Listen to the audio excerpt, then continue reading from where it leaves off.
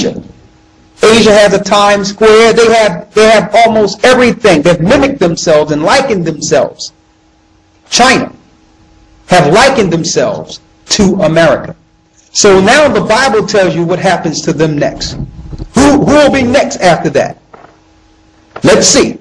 Read the next verse. Verse 45. And they that remain under her shall do service unto them that have put her in fear. Go ahead. And thou, Asia. See, it goes right into Asia, right after Babylon falls. And thou, Asia, read. That art partaker of the hope of Babylon. You have partook in the hope of Babylon. Asia didn't create anything new. They just made everything, all the inventions of America, cheaper. And they invested in America. They brought America out financially by investing in America. They own a large percent of America. So since they likened themselves to America, but in order to do this, they had to lay down with the beast to do this. So now the judgment is going to go off of Babylon after Babylon is dealt with. The Most High is going to set his eye on Asia next. Read. And thou, Asia, thou art partaker of the hope of Babylon, and art the glory of her person. And you are the glory of her person. You have made yourself just like America, a new industrial complex. Read. Verse 47. Woe be unto thee, thou wretch, because thou hast made thyself like unto her, and hast decked thy daughters in whoredom, that they might please and glory in thy lovers, which have always desired to commit whoredom with thee. Thou hast followed her that is hated in all her works and inventions. And it says in her inventions, it says you have imitated. Look at what it says in the English of the annotated. It says, woe to you, miserable wretch, for you have made yourself like her.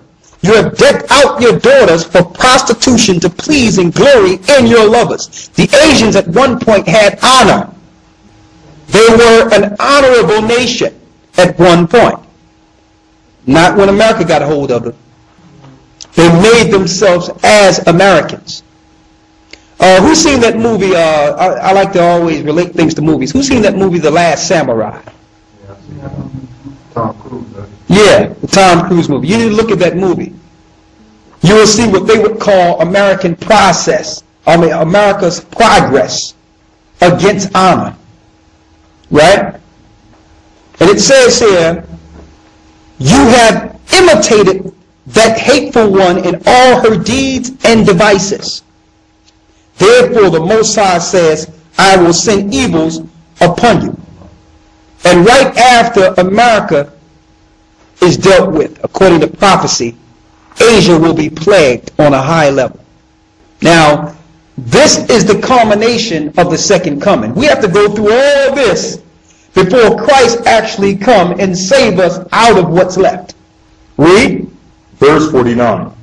I will send plagues upon thee, widowhood, poverty, famine, sword, and pestilence, to waste thy houses with destruction and death. And the glory of the power shall be dried up as a flower, when the heat shall rise that is sent over thee. Thou shalt be weakened as a poor woman with stripes, and as one chastised with wounds, so that the mighty and lovers shall not be able to receive thee. Would I with jealousy have so proceeded against thee, saith the Most High. And now the Most High is going to tell you why he's going to do this to them. Read. Verse 53. If thou hadst not always slain my chosen. If you have not always slain my chosen. Israel was scattered throughout the four corners of the earth and was made to serve all nations. And while Israel served these nations, they received no rest. I went to Hawaii. I went to different areas, and I see that Asia have done to the Naphtalians what the European powers that came to America did to the Aborigines of America. So no one will escape this for treating the children of Israel the way they have treated God's people in this earth. Some people should not be treated as cattle. The Most High sat back and looked at this the whole time. These nations already had power. Israel lost his strength. But yet they gave Israel no rest. So now the Most High says, oh, because you Read that part again. That's key here. 2nd Ezra, chapter 15, verse 53. If thou hadst not always slain my chosen, If you have not always killed my chosen, read, exalting the stroke of thy hands, and saying over their dead when thou wast drunken, set forth the beauty of thy countenance. The reward of thy whoredom shall be in thy bosom. Therefore shalt thou receive recompense. so now they get their payment. Read, Verse 56. Like as thou hast done unto my chosen, saith the Most High, even so shall the Most High do unto thee. period. What you did to my people, now I'm going to do to you. See, and this happened before. Listen, there's no new thing under the sun. The Most High was sending plagues on Egypt. Pharaoh had a choice. He could ease up on God's people and let them go, or he could make them serve with much rigor. No, his heart got hardened. His heart was hardened, and he said, listen, I'll tell you what, now you have to build brick with no straw. Same thing. Same thing. These nations have destroyed God's people all over the earth. But yet, we'll point today to politics and say politics is the reason the earth is in the state it's in right now. We're pointing to the people, saying, listen, you all better figure out these people. You better find out who Israel is. Because this is why the Most High is angry. If you don't know them, you don't know what you're doing to them. So that's why we go into Israel, showing how Israel was scattered, why Israel fell, because the judgments are in the earth because of his people. That's the reason for the judgments. His people are being delivered all over the earth. They're waking up from the psychology that have enslaved them. They're waking up from the spiritual psychology and the spiritual enslavement that been passed down from their forefathers. The Most High have a spirit in the work that's bringing again the captivity of his people. At the same time he's awakening his people, he's destroying the nations that have enslaved his people through time. And they know exactly. Let me tell you, I'm sitting here with a book right here. I pull out this book almost every week, brother. When I read this book, it blew my mind. I read this book 10 years ago, Lost Tribes in the Promised Lands, by Ronald Sanders. And if you get the paperback, a lot of the paperback, the new revised version, a lot of the information is out of the book in the new paperback. I got one of the original books, and I read this book, and it blew me away. Because this showed me that even in the 1800s, when they were settling from Europe over into America, there was word back in England that they found the 10 tribes over in the Americas. There was words in the 1800s on a scholarly level that the Indian tribes had Hebrew relics, had the 10 Commandments, had the fringes and borders of blue, had all the things that was contained in the Old Testament, and that it was fact that these tribes were from the diaspora of the 8th century BC. They knew this when they went over into America, but they reported back into England and these other areas saying that these people are savages. They must be tamed. Let's transfer let's switch the word around a little bit. They're terrorists. It was in the book. They knew. But instead of giving these people ease and rest and helping these people, they brought over religion. Let's draft a constitution and give the people a freedom of religion. Hold up. You already have religion. You're not giving people a freedom of religion. You're talking about teaching these people your religion. That's what you're promoting. Then you kill the aged and the ancient that knows better. You kill them all and you teach their children. This is what they did. When I read this book, it blew me away because they knew. And then they sat down with these Masons, whom we call preachers and pastors, and in America, during that same period, created a smorgasbord of religion.